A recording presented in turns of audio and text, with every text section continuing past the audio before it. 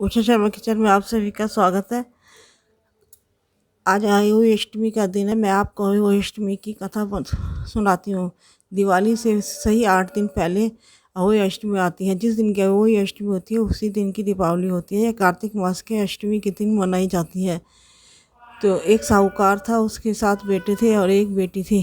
तो सभी बेटियां सभी बहुएं लिपाई पुताई के लिए, घर की सफाई के लिए, कच्चे घर हुआ करते थे तो मिट्टी लेने के लिए जाती हैं खुरपा और तसला लेकर के। तो उनके साथ बेटी भी चली जाती है। तो कि चलो भाभी मैं भी काम करने चलती हूँ तुम्हारे साथ। तो सब अपना अपना मिट्टी खोदना शुरू कर देते हैं। तो बेटी ने जैसे ही खुरपा मारती हैं तो सौ माता के बच्चे उसमें लग जाते हैं और साहू माता के बच्चे मर जाते हैं। अब साहू माता को जो हाउ फाउ करती हुई आती है कि मेरे बच्चे कहाँ हैं, मेरे बच्चे कहाँ हैं, मैं तो तेरी कोख लूँगी। सारी भाभियाँ देखने लगी कि मैं तो तेरी कोख लूँगी। तो उसने सारी भाभियों से कहा तुम दे दो अपनी कोख, मेरी सास ससुराल वाले क्या कहेंगे। कि सारी भाभियों ने मना कर दिया। तो सबसे छोटी वाली भाभी बोली कि सास क्या कहेगी, बेटी घर में आई हुई है और अपने घर जाएगी तो ऐसे कोख कैसे दे दे, बिना कोख के ये चली जाएगी। तो ये तो हमारी जो है लज्जा की बात है। तो सबसे छोटी भाभी बोली कि साहू माता मेरी कोख ले लो और मेरी नंद की कोख छोड़ दो। कि ठीक है कि अपनी कोख दे दे। अब घर जाके देखती है तो उसके सारे बच्चे मरे हुए पाते हैं। तो अब फिर सास जो अब सारी दरानी जेठानियाँ तो अपने घर में खुशियाँ मनाती हैं, पूड़ी पुए बनाती हैं और उसमें जो हर त्योहार उसका बेकार जाता है क्योंकि उसके बच्चे तो अहोई अष्टमी के दिन जो कोख ले ली थी साहू माता ने, उसके सारे बच्चे मर गए थे, बेटे मर गए थे।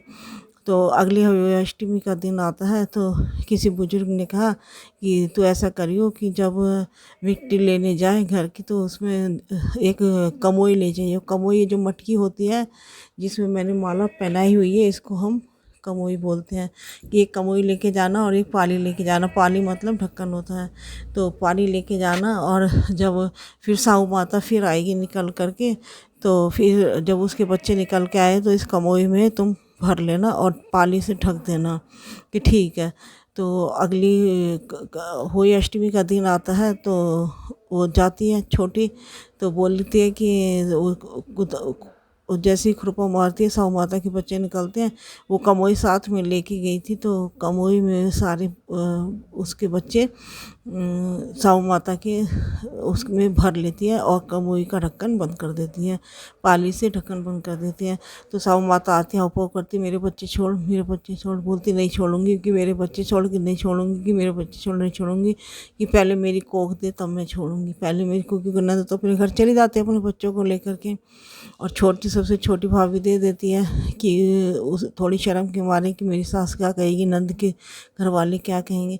तो बोलते हैं कि नहीं छोड़ूंगी, कि पहले मेरे बच्चे छोड़। साहू माता कहती ठीक है तेरी कोख मुझे दी। तो फिर तब उसने कहा कि ठीक है मंजूर है। तो साहू माता के बच्चे वो छोड़ देती हैं। तब से ये कमोई और पाली हम ढक करके बंद करके इसको रखते हैं। घर जाके देखती है तो उसके सारे बच्चे खेल रहे होते हैं हंसी खुशी। फिर पूड़ी पुए पकवान बनाती है, खूब खुश होती हैं। तो अपनी देवरानी जेठानी बोलती जाओ देख के आना चाची के घर क्या हो रहा है। तो बोले कि उनके घर तो पूड़ी पुए पकवान बन रहे हैं। ये अच्छा कि क्योंकि पूरे साल भर के त्यौहार तो उसके मने नहीं थे कि उसके बच्चे वही अष्टमी के दिन मर गए थे। तो अब वो कहने लगी कि ठीक है, अब जैसे पहले आई किसी को ना आई, जैसे बाद में आई सबको आई हो। हे होई माता, लाइट गई। वो माता की जो है बाद वाली सबको आई हो, पहले जैसे किसी को ना आना। वही अष्टमी माता सबके बच्चों का ख्याल रखना, लंबी उम्र देना, सबको अच्छी बुद्धि देना, ज्ञान देना, सबके बच्चों को सुरक्षित रखना। एक दूसरी भी कहानी कहते हैं जो चावल है उसको हम अपनी पल्ली में बांध लेंगे, फिर दूसरे चावल लेते हैं हाथ में।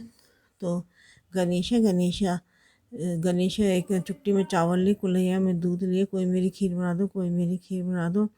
कि सारी औरतें मना कर देते हैं, अरे ये बालक की कौन खीर बनाएगा, चुट्टी में चावल कुल्हैया में दूध लेके कोई खीर बनती है। तो कुछ नहीं, फिर एक बुढ़िया माई बोली कि आजा बेटा मैं तेरी खीर बनाऊंगी। उसने चुप चावल ले लिया और कुल्ला कि ले ले कि फिर कि कब बुलाऊं, कि बोल देना गणेशा गणेशा, तो मैं आ जाऊंगा, भोग लगा लूँगा। बुढ़िया ने जैसे खीर बनाई, खूब भगोना भर के उफर उफर के जाने लगी वो तो। अब गरीबी में तो बहू को लालच आ गया, गरीब पर तो बहू ने क्या करा, एक तरफ बेला भर के एक खीर खा लेती है, बोलती बेकार जाएगी, गरीबी में तो ऐसे ही होता है ना। तो अब बुढ़िया ने आवाज़ लगाई, गणेशा गणेशा तेरी खीर बन गई। तो खीर तो गणेशा आते हैं, गणेशा बोले तो मैंने तो, भगवान तो सब देखते हैं। गणेशा बोलते हैं कि मैं तो तभी भोग लगा लिया था बुढ़िया माई जब तेरी बहू ने किवाड़ के पीछे बैठ के ना खीर खाई थी, तो इसलिए भगवान से कोई छिपती भी नहीं है बात। फिर जो बुढ़िया माई ने सबको खूब बांटा, खूब बुढ़िया माई के खूब वारी न्यारे हो गए, खूब धन दौलत खूब ऐशो आराम हो गया। और जो बच्ची उसने दाब दी जमीन में। और फिर अगली हुई माता का दिन आता है, अगली वर्ष फिर गणेश आते, चुट्टी में चावल ले, कुलैया में दूध ले, कोई भी नहीं खीर बना, कोई बना, सब लालच के मारे बोलने लगी लाओ मैं बनाऊँ, लाओ मैं बनाऊँ। गणेशा बोले नहीं, तुम तो सब लालच के मारी, मैं तो उसी बुढ़िया माई के पास बन जाऊँगा खीर बनवाने, जिसने बिना लालच के मेरी खीर बनाई थी। तो हे गणेशा, सबका भला करना, सबके बारे निहारी करना, सबको खूब अच्छी बुद्धि देना, धन दौलत देना, श्राम देना, बिगड़े कामों को संवारना, सबके बच्चों का ख्याल रखना, अच्छी शिक्षा देना, स्वास्थ्य का ध्यान रखना, और कोई गलती हुई माता क्षमा चाहते हैं, हम सबका ध्यान रखना, लंबी आयु देना, अच्छी बल बुद्धि विद्या संतान को देना।